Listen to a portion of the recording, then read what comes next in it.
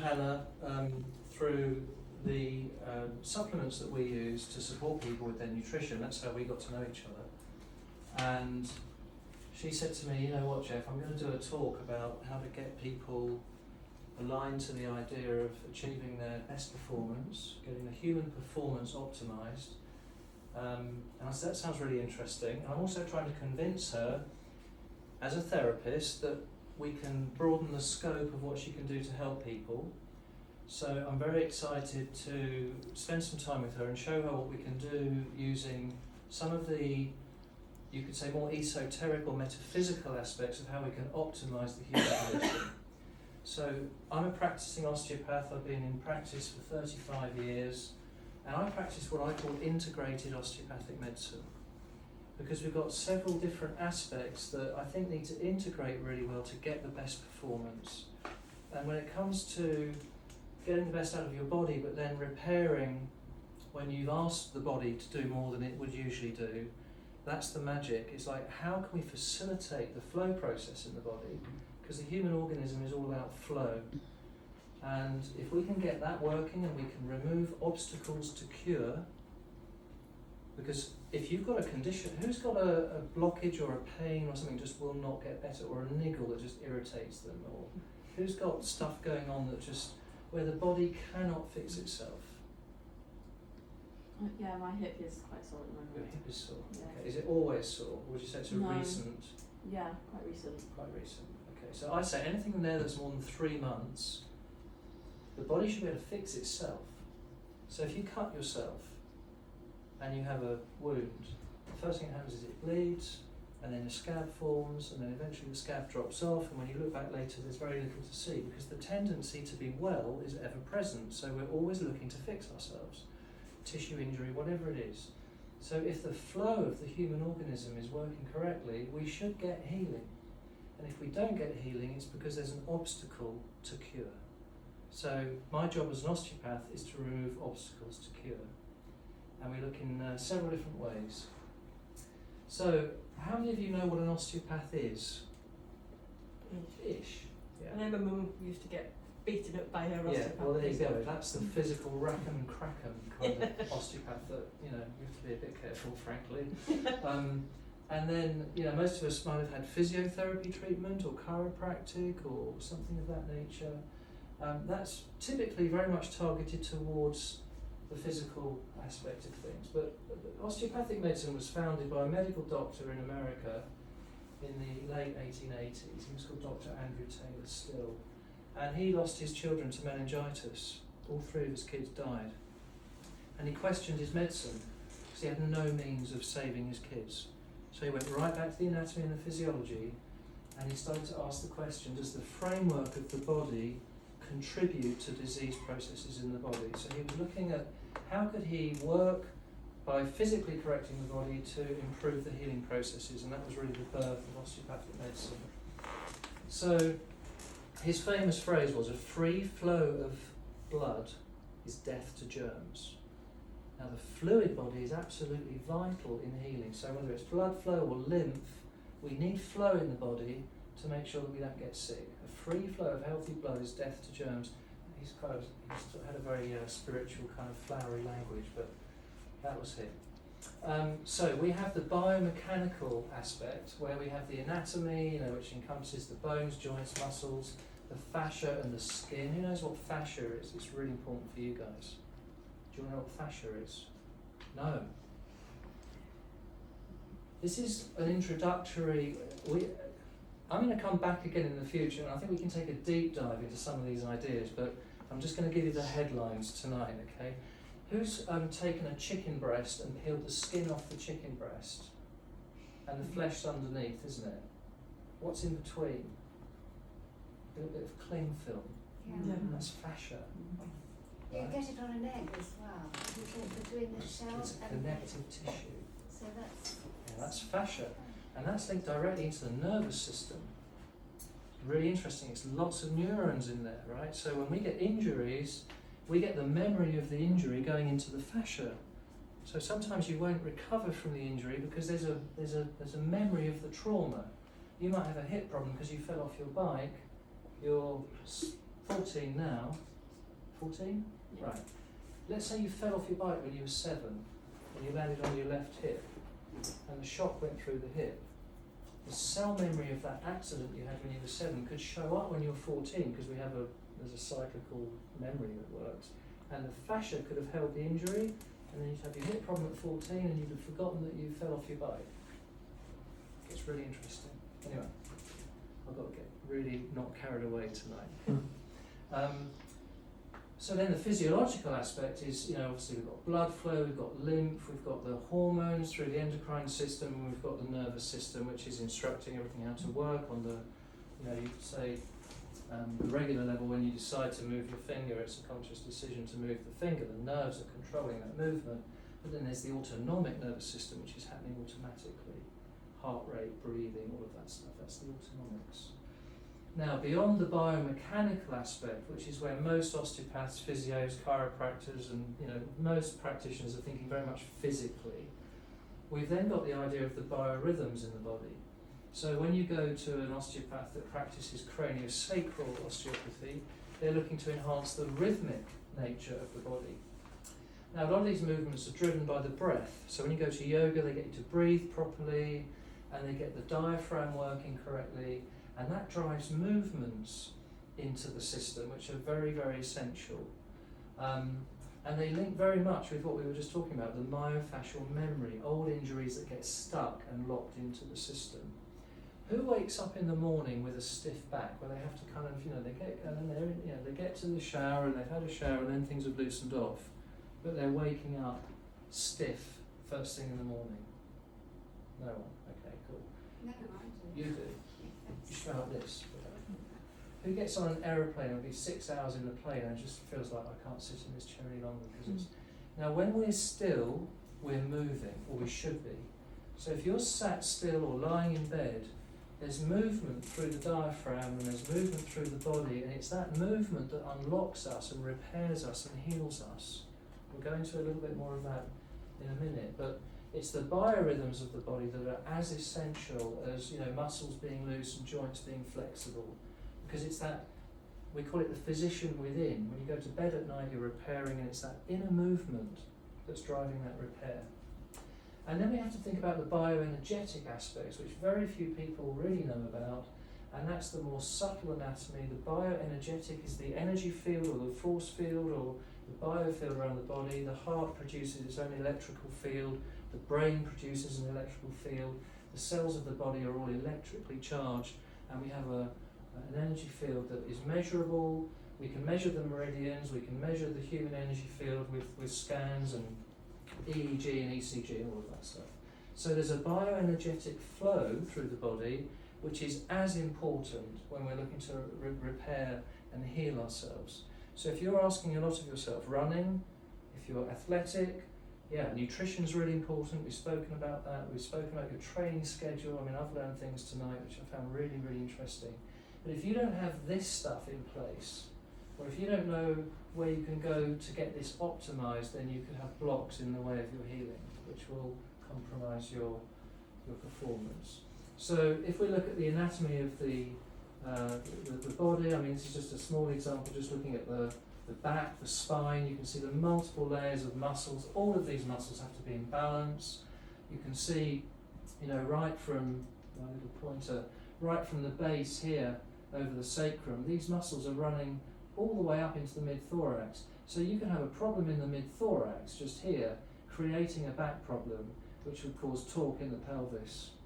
I treated a guy who was an ultra-distance GB runner, 100k runs, and he used to come in just before he'd go off and do one of his big runs, because the tiniest little displacement in his pelvis, or the tiniest little imbalance in these muscles would mess him up by the time he'd run 100k. You can imagine.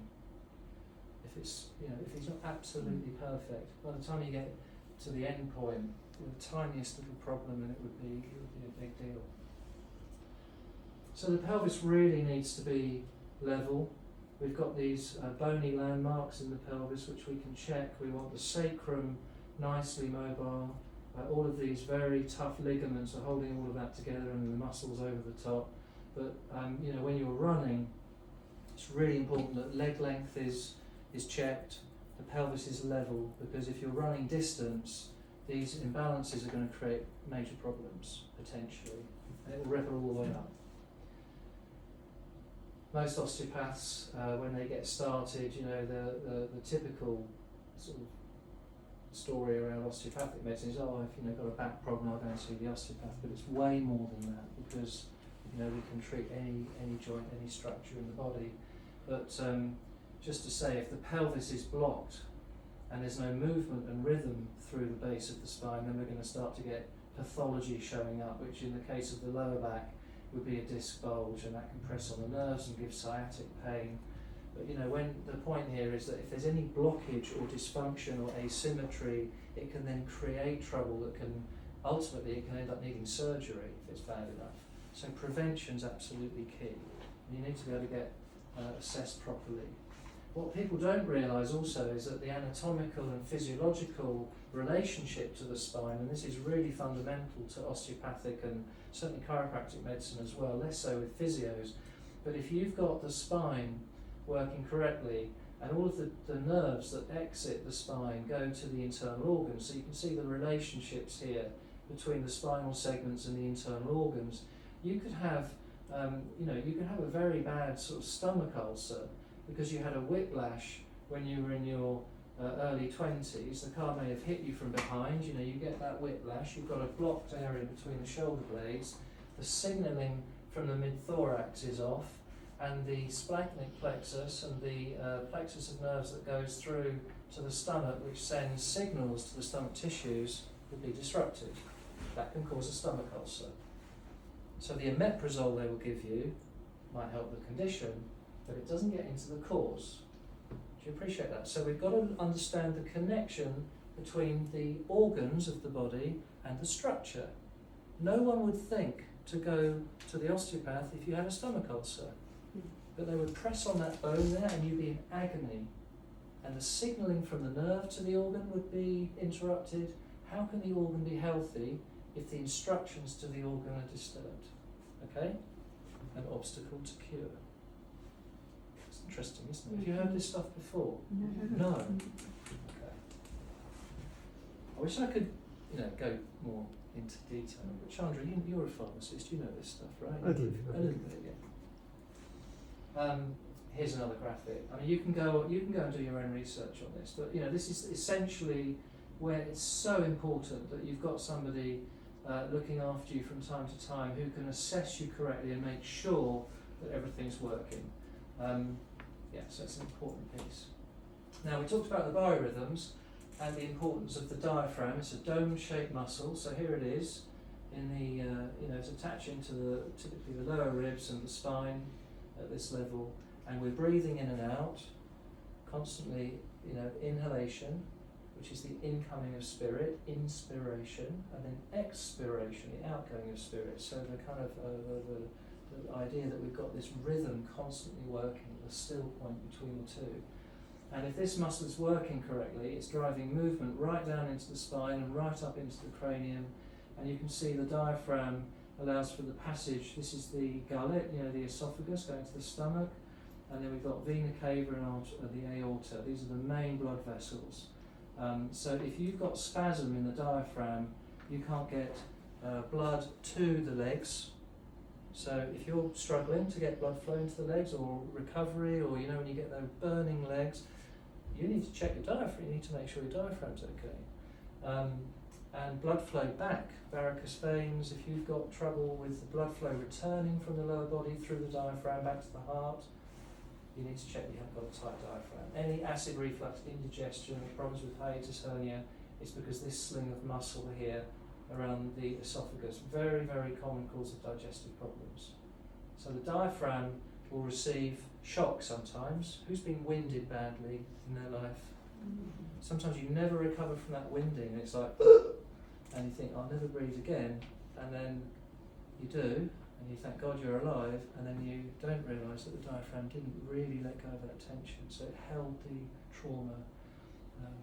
Babies, particularly at birth, the first breath, big problem for a lot of babies, with colic, crying a lot, those unsettled babies. We do that all the time in our cranial work, helping the babies after birth. because the birth is often it's the first concussion, it's major cranial trauma, and the first breath is often quite traumatic, even when it goes well. So everything starts with the breath of life. You know, we talk about the idea that we're moving even when we're still. So when we're lying in bed and we're asleep, Hannah referenced this a little bit, sleep is really important. If you get really good deep sleep, but the body is not locked up and it's not traumatised and it's not holding blockages, you've got a really nice ebb and flow in the body which will help with recovery. We'll look at the cranium in a moment, but repair and renewal is driven by these involuntary movements. So particularly for the cranium, and there's a lot of emphasis now on Alzheimer's, dementia and neurodegenerative problems as we get older. If you've got a very tight cranium and the skull isn't moving properly with each breath, the brain can't heal itself, it can't drain, it can't clean itself at night. A lot of people are going to bed with a locked up mechanism, and particularly as we get older, the summation of that effect is that we end up in decline from the standpoint of brain function. So we've really got to make sure that these involuntary movements that come through the body are working correctly, and that's where cranial osteopathy is so important. We can do a lot to prevent the trouble coming down the line. Quick anatomical revision, adult skull, you can see the sutures here, they're like interdigitating, kind of like a suspension bridge is locked in, it's solid structure, but it allows for a small amount of movement. The cranium is set up like that. You can see the suture lines here, they're like literally like zips, and then inside we've got the membranes that support the brain. This one is like a piece of strong cling film running through the middle of the head, that's called the falx. It runs right through the middle, stops the brain rattling side to side, but it can create tension front to back. And then this is the tentorium, this one here, and this is the brain sits on that membrane, and if you bounce up and down, it stops the brain disappearing down into the spine. So it supports the brain. Now, these membranes are very, very important in that cranial movement, and if we look at the infant skull now, you can see where those sutures are much more open. You'll all be very familiar with the idea that we've got a fontanelle here which closes up eventually, but the skull bones are formed in membrane to start with, and that is a very dynamic, moving structure. You can see the face hasn't fully developed. If we go back to the adult skull, you can see there's a lot of growth in the face. The infant cranium, the cranial base is very close to the roof of the mouth there. Okay, so we've got a lot of movement in the babies, not so much movement in the adults. That's why if you do give birth, or you know someone that's given birth, you should locate a good cranial osteopath and get the baby checked. So much trauma can be unlocked early on. Make a huge difference. I'm just going to quickly show you a video which will explain all of this. For you guys who are running, I mean, you're thinking, well, what the hell is this relevant to my running? Okay, but when you've run, when you're looking to repair, you've got to know that when you're running, the breath is driving movement in the body. It's absolutely essential for the oxygenation of the tissues. But you've actually got three diaphragms working together. You've got the pelvic floor here, you've got the diaphragm, and you've got that tentorium that I just showed you in the brain. And all of those membranes are working simultaneously, in harmony. And if we look at the spine, and we look at the movement as it goes into the cranium, you'll see the sutures of the skull. And this is kind of blown open for a graphic effect. They're actually closed in the skull, but you can see we've got all these joints in the cranium which permit movement. Now you guys, when you're running, your breath and your heart and your lymph, everything's working and it's pumping. You know that pumping feeling in the head?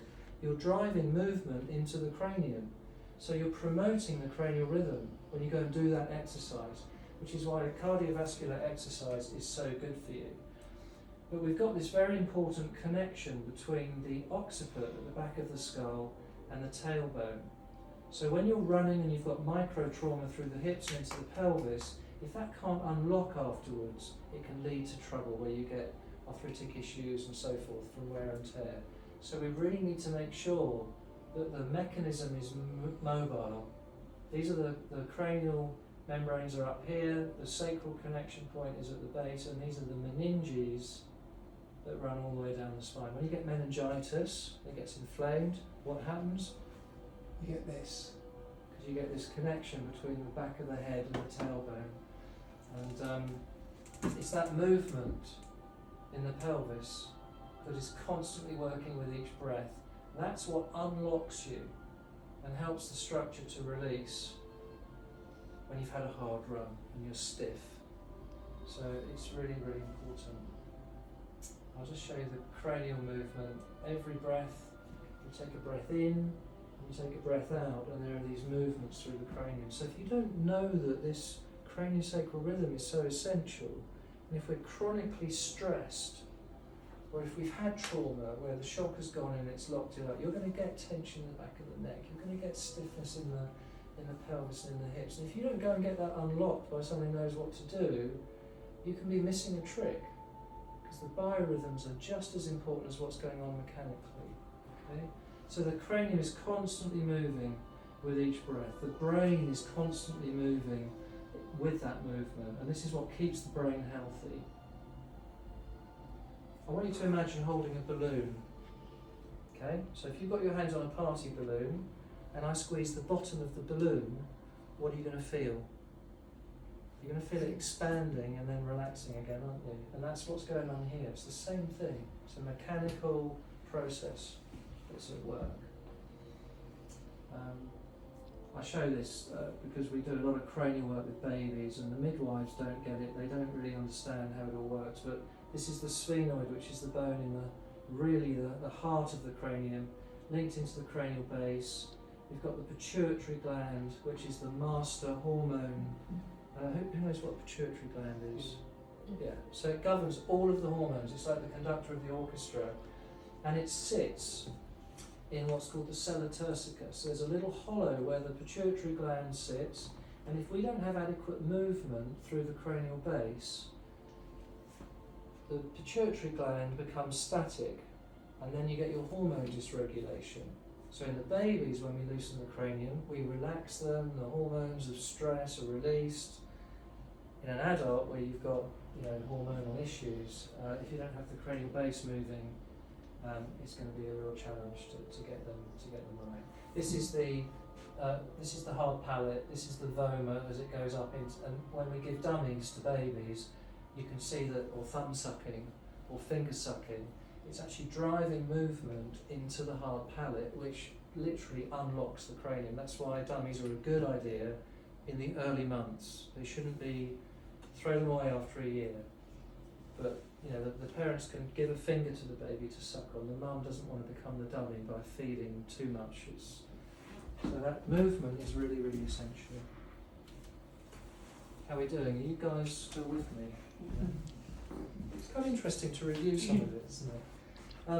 So basically, once we've got past the idea of the mechanics of the body, and once we've got past the idea of the biorhythms and how important they are, we then understand that we're basically all frequency in solid state. So everything links back to vibration, and that's where we get taught, in terms of how the bioenergetic anatomy is so interesting, and very, very few people are thinking about this. The body is a flow system. We are energy.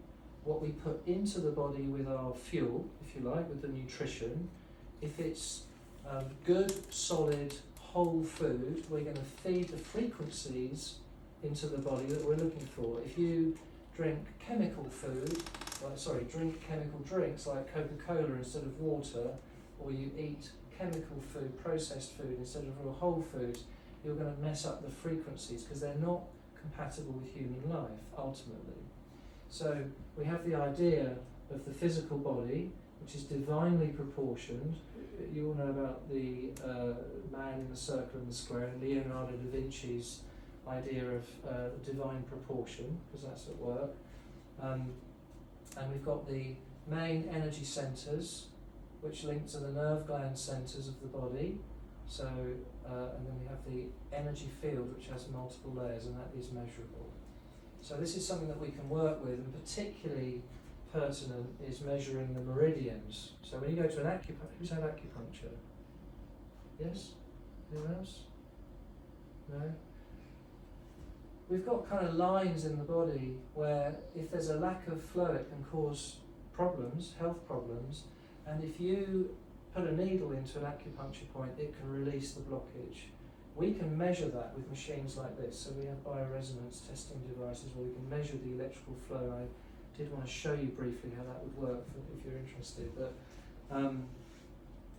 when you are training regularly and when you're demanding a lot of the body, if you've got blockages in the meridians, again it's going to compromise your recovery. We know that, for example, if you look at the charts here, when we go into 9 p.m. to 11 a.m. we're in the spleen pathway. Okay. When we look at the stomach, which is 7 a.m. to 9 a.m., that's when breakfast should be happening. Okay. And if we get down to here, who wakes up between 1 and 3 in the morning regularly?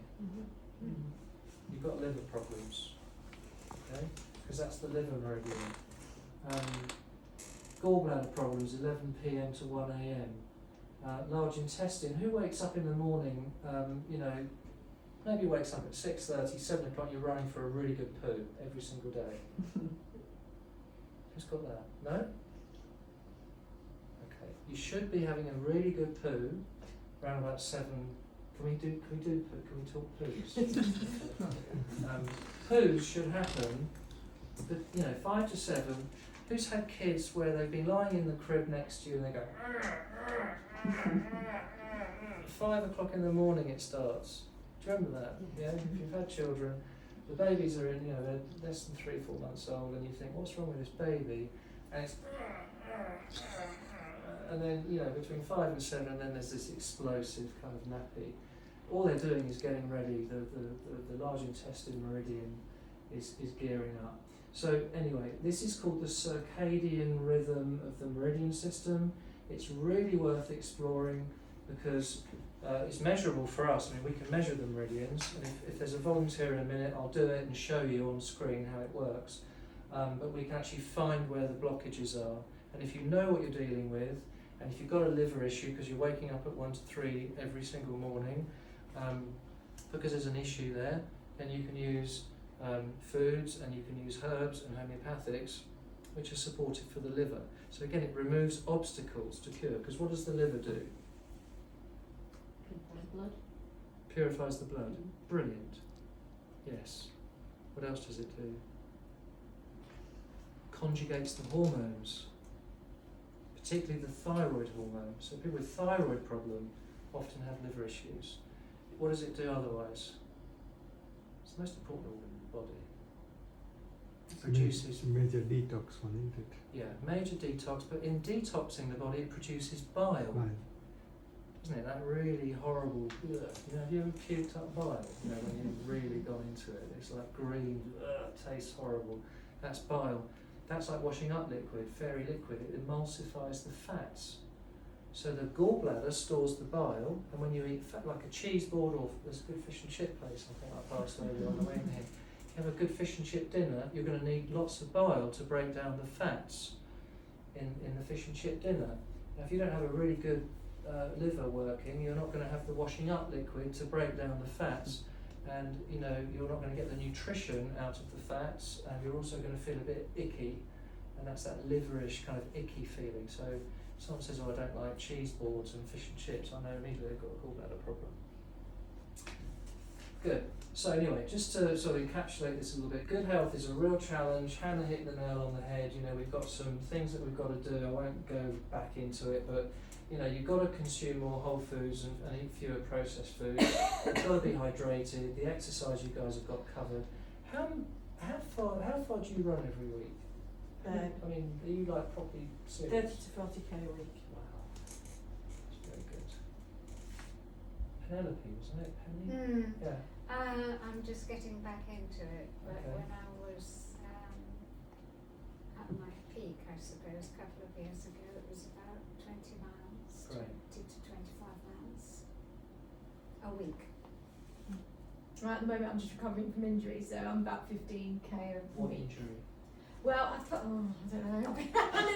No, it's all about, I pulled something a year ago when I did a trail run. I pulled something. I don't know Right. whether it was a tendon or So it's something. in here and it's not there. getting better. And it's, if I do long distances, it seems to annoy it, basically. But I haven't got to the bottom of it. 'cause I'll I get don't- to the bottom of it tonight if you're willing. Well, And I've also got a bit of sciatica as Nice. well while you're at it, so Yes. I'm just all That's over. what we're That's looking why I'm for. here. I need to That's what we're looking reset. for.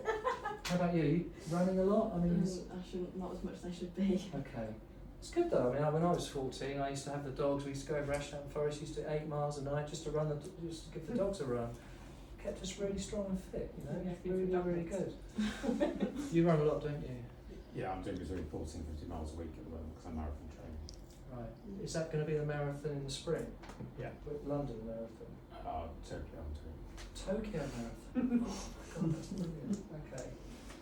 Yeah. I run a lot less than that, like about 15 to 20k a week, maybe. Yeah. Okay. And you training for a particular event or No. no? Mm. Okay. So you're the most serious guy in the room, aren't you, right now?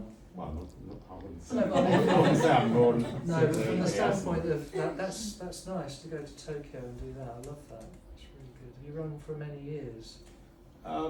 No, well, I feel like I've been running for about 10 years, I would say. Yeah. I'm sure there's, people are running for longer Yes. than that, but that's when I started running. You doing a marathon? I have done a marathon, but don't think I can do another one. No. But yeah, so I vary according to if I'm training for something which I'm not. Yeah. At the moment it's about 15, 20 minutes or something. Okay. That's really good. You? Not a lot. I'm predominantly cyclist. Right. Okay. Yeah, I'm yeah. trying to get back into Yeah. running. Well, the cycling's good. I mean, because it's less, damage on the weight bearing side there. So. But yeah, so the exercise, and I've hopefully made the point that when you are exercising, you are pumping the body with movement. You're driving the sun over your fluids. You've got the most important thing is the cardiovascular, the lymph. It's like a cleanse. Every time you move that lymph, you're cleaning and cleansing the body. It's really, really important. Most of our patients don't exercise enough. So they're coming in having treatment, we're trying to work with them, and they're not doing the cardiovascular side of things enough. I think a really big one is managing your life stresses, not just physically but emotionally as well. Who's spiritually happy, content, loves what they do, would do what they do for free? Yeah, me too. I love what I do. I get up, if I didn't have a mortgage and all the other stuff to deal with, I would literally show up to work and do it for free because I absolutely love being an osteopath and helping people. So I think if we're spiritually, cool, if everything's working really nicely, if we're happy and our relationships are good and we like then you've got half the battle won, because so many people are like, stressed because they're just not in their right groove, frankly. We've talked a little bit about supplementation and using bioavailable products. I mean, that's one thing that I'm absolutely, so determined to try and get that education out there. What you buy in Holland and Barrett and it's shit and it doesn't work. And because it's not food, it's lab produced rubbish, and it'll just turn your wee yellow. And you've got to be very, very clear about using products. If you're using herbs, if you're using nutritionals, you've got to get stuff that's going to be bioavailable and get to the cells. Absolutely crucial. And we can do a deeper dive into all of that stuff for you guys if you're interested. How do you define bioavailable? Well, bioavailable means if you take it, it goes to the cells, it goes to the binding sites. Still made in a factory though, isn't it? Well, it depends, because if you take some products, there's a sort of a sense of, has man made it, have you isolated, fractioned it, or have you got a food where we use the Juice Plus product, okay? So if you take that product, you harvest it right, it's had no chemicals in its growth, they take it when it's ripe. I treat a lot of apple farms actually in Kent, and what you say about the apples is 18 months those apples are in storage. They're losing the vitamin C and all the essential nutrients, they're losing those. So the product that I take and Hannah uses, and what we recommend to patients, they grow it ripe, so it's not going to a shop, it's not going to be sold to anybody, so they harvest it ripe, then it's juiced, so the water and the sugar is removed in the drying process, and then it's a powder. So you've got powdered fruit, vegetable and berry concentrates. That's a whole food product that the body recognises. It's basically condensed light at that level. That's different to a guy in a white coat formulating a product where he's got a little bit of vitamin C that's made on a black mould, you know, like ascorbic acid is, I don't know if you know, but they make it on aspergillus, which is a black mould. So you've got the energy of the black mould in the vitamin C. Then you put that with a little bit of this and a little bit of that, and you add a bit of zinc and, you know, a bit of calcium carbonate, which is chalk. I could go on and on and on. But, You know, cover it in A-level biology actually. There's a whole section where we look at ascorbic acid, and you wouldn't think it was a food once you finish the topic.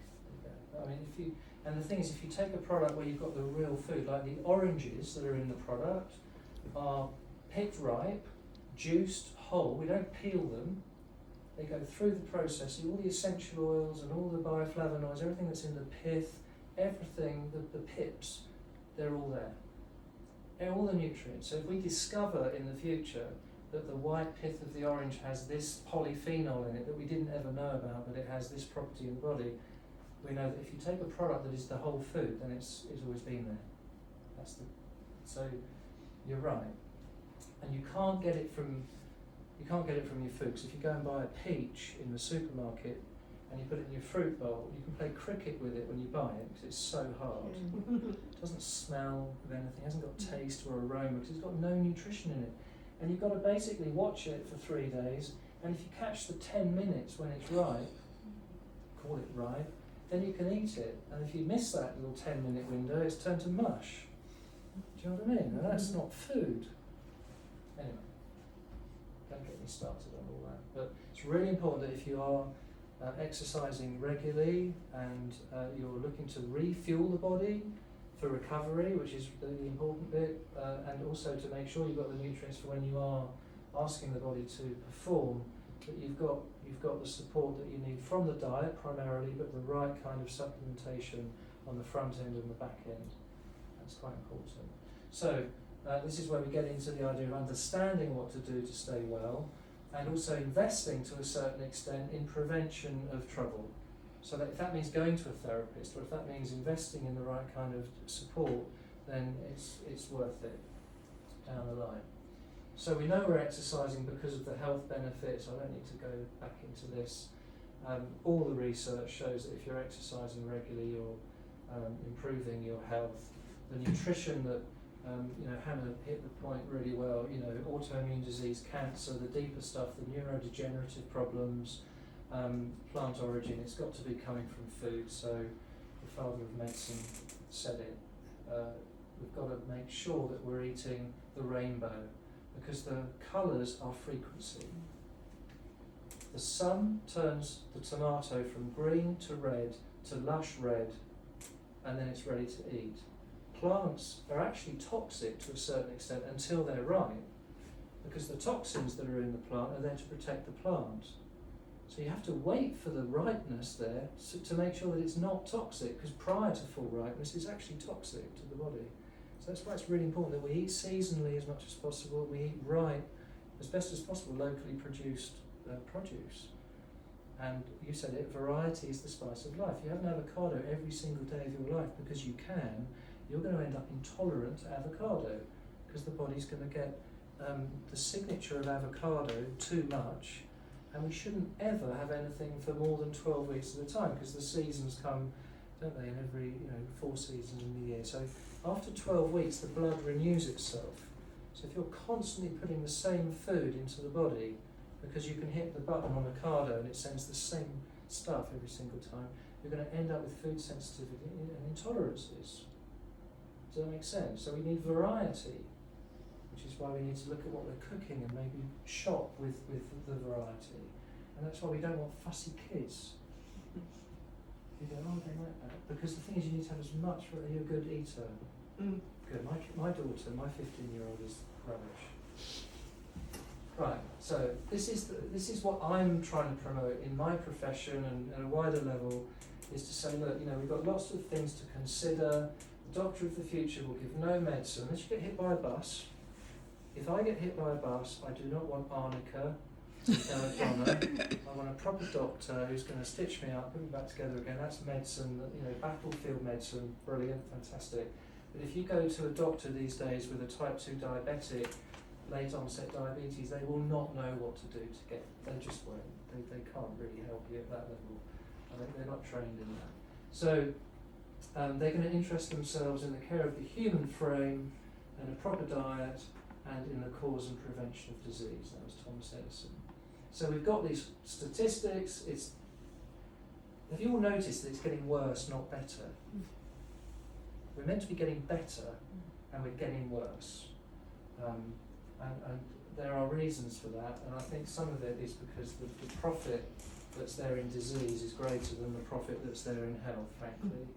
And we're increasingly subject to stress, which is the killer. So if you're under stress, it's harming you. And most people have got two kinds of stress. The stress of the day and the stress at night. Anyway. So if we look at what the body is subject to, and we do actually have to put exercise on this list, because if you're creating DNA damage because of these insults that are coming from all these different issues that we have to deal with, exercise is actually damaging to the body at a certain level. Because when you exercise, it produces free radicals. You're burning oxygen. If you think about the metabolic process of exercise, blood is delivering oxygen into the muscles, you're metabolizing oxygen, you're creating the byproducts of that, and that's oxidative stress. Those are free radicals that need to be mopped up. That's why it's really important that you have the antioxidants to deal with that damage. So a free radical is missing an electron. It's looking to replace the electron either by going to the mitochondria or to the lipid membrane of the cell. It will even damage the DNA. It will go to the binding sites on the cell membrane. But essentially, when we exercise a lot, we're producing free radicals which will go to look to stabilise themselves. And that's why you need antioxidant nutrients to counter the effect of the exercise. If you're running a lot, if you're doing the kind of training you're doing, you really have to understand how it's important to get that antioxidant support. This is a bit like if you threw a bag of nails onto a motorway and a car drove over the bag of nails, you'd get a blowout and that car would spin and crash, and there'd be a whole kind of car crash where multiple cars would crash into each other. That's what free radicals do, because they go around nicking electrons to stabilise, but then they cause damage there and that feeds on. So, okay. How do we fix the situation? How are we doing for time, by the way? Are we? It's 9:08. Oh, okay. So we thought we'd go to 9:30 today. Is that okay for you all? Because I would like to get a look at your conductors and other bits and pieces. But essentially, when someone comes to me working in an integrative way, I'm interested in several things. I will examine them physically as an osteopath would. I want to make sure everything's level. Are there any tight muscles anywhere? Are there any obvious blocks? Is the hip moving freely or not? Is there a block? Is there an obstacle to cure, to perfect health? So the physical assessment is really, really easy. We then sometimes will run lab tests where we'll take a blood sample and we'll send it to the lab, or we'll look at saliva and we'll check what's going on with the hormones in the saliva if we need to do that. And then there's the equipment that you see here. This is the EAV machine. This is the portable one that I carry with me when I'm travelling. Essentially, it's an ohm meter, so it generates a small electrical current. We've got a probe. If the patient is holding onto the electrical current, we've got a probe that we can put onto the meridian pathway, the main point, and you can measure if the electricity is flowing through the meridian correctly. So it's a very scientific measurement of the meridian pathway. And you can immediately see if there's trouble. So, if you're not pooing at 7 in the morning, it might, if you say, are you regular? Do you have a regular bowel movement? You go, yeah, I'm regular. How often do you go? Oh, once every 3 days, regularly. You think, my God, that patient thinks that's a regular bowel movement, and they're toxic from the inside because they're not releasing their toxins. You should go once a day minimum. It should be once for every meal that you have, but very few people understand that.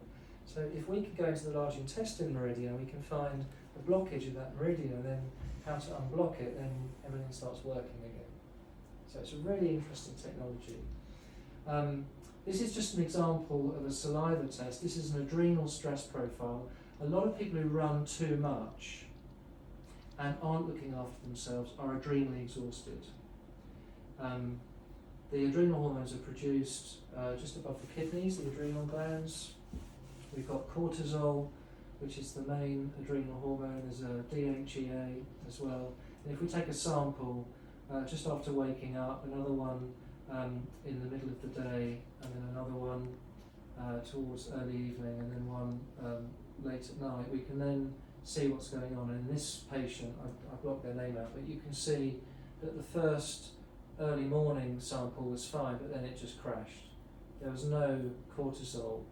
They were very, very low. There was adrenal exhaustion, effectively, in here. And it was just sort of coming into zone here. And this is when the melatonin starts to kick in. So we should be asleep at night due to melatonin, and the cortisol should be at its lowest. But we should wake up pretty good. But this person was crashing around about lunchtime, falling asleep in the office, just beaten up, no energy. This is another patient where we did the female hormone profile, the salivary hormones. You can see, we've got the different sex hormones basically, and we're just seeing how it's out of range. And that you can fix when you get into the EAV testing. So this is a chart from the meridian testing where you can see we'll do all of the different organ systems, all the lymph here, so tonsils, lymphatic master point, jaw, sinus, then the lung, large intestines, nervous system, circulatory system. On this case here on the left hand, we could see the main lymph hub, which is the cisterna chyli. It's a big cistern that collects the lymph just under the back of the solar plexus, and you can see how weak that was. These readings should be 50, and if they're stressed, they're in the red. If they're balanced, they're in the green. And if they're really weak, they're in the yellow. So we can see here the pineal and pituitary was also a little bit weak. We can see here pituitary pineal was weak. So the main problem was the lymph. Okay? I'll just finish by showing you a little case study, because this illustrates what we can do with the energy field. This was a case of a heart issue.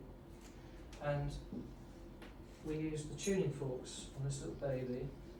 Now, given that we know there's an energy field around the body, and there are these main energy centres in the body, people will say, I went to the healer and they found this problem over my shoulder. And that's great, and you can feel the energy like that. Some people are capable of doing that. But when you can actually hear where the trouble is, it sends it into a whole new range of things. Okay? So if you scan the body, and you listen to the energy field and the response in the energy field, in a perfect situation, the field is coherent.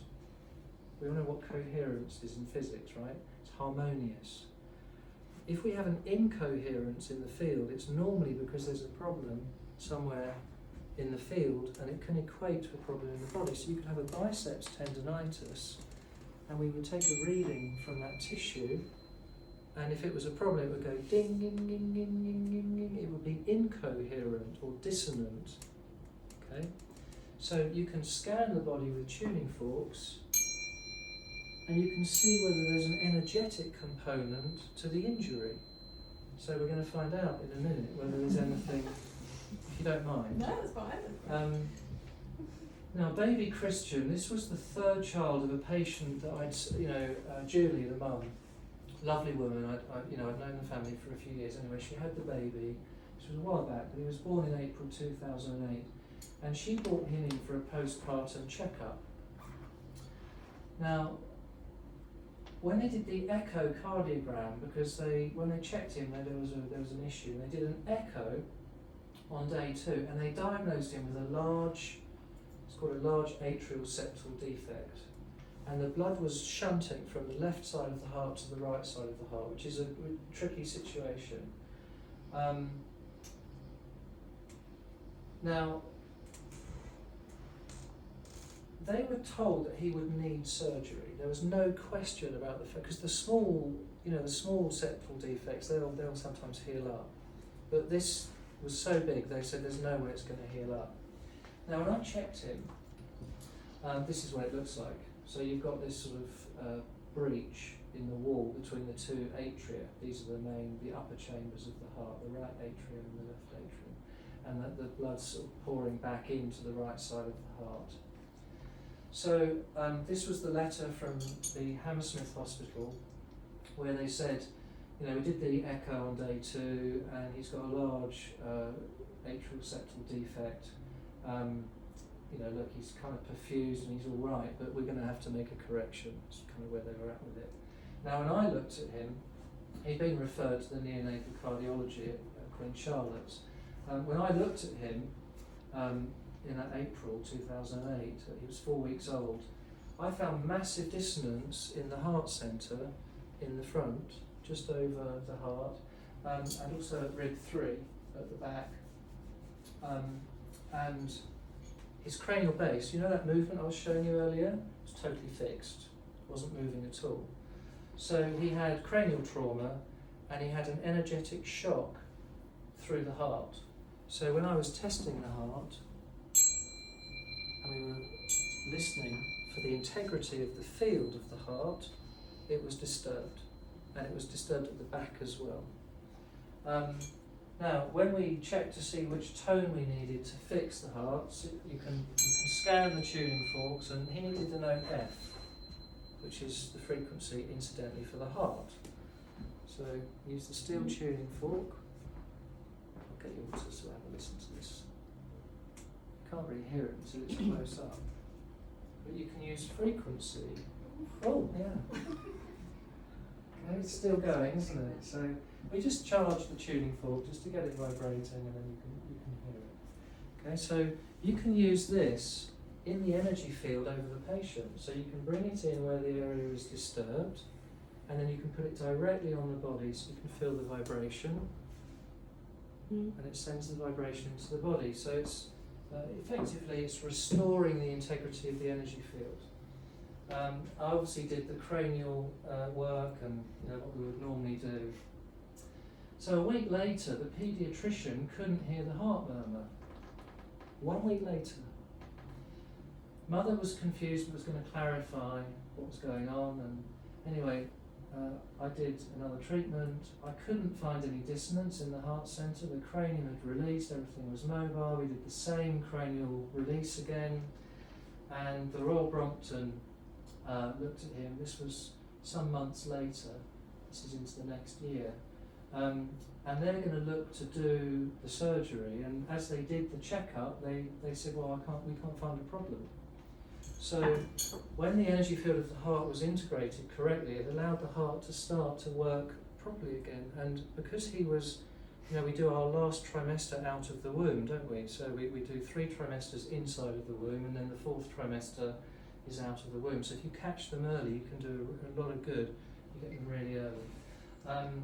So effectively, and I didn't put the slide there, but they actually changed the letter. So instead of saying it was a large septal defect, in the follow-up letter, when it said he's clear, they said the small atrial septal defect has now resolved. So they actually changed the diagnosis because they didn't understand how it could have got better. So we can use tuning forks as well as the other work to find out where the trouble is. So But how did you cure it? The tuning forks were to diagnose what the problem was. Well, by restoring the integrity of the energy field, because there was an obstacle to cure in the field around his heart. So I worked osteopathically as well on the rib and the vertebra that gives nerve supply. So we got the nerve signal into the heart going. We got the mechanical movement in the cranium going. We got the tension and the trauma in the muscles around the neck released.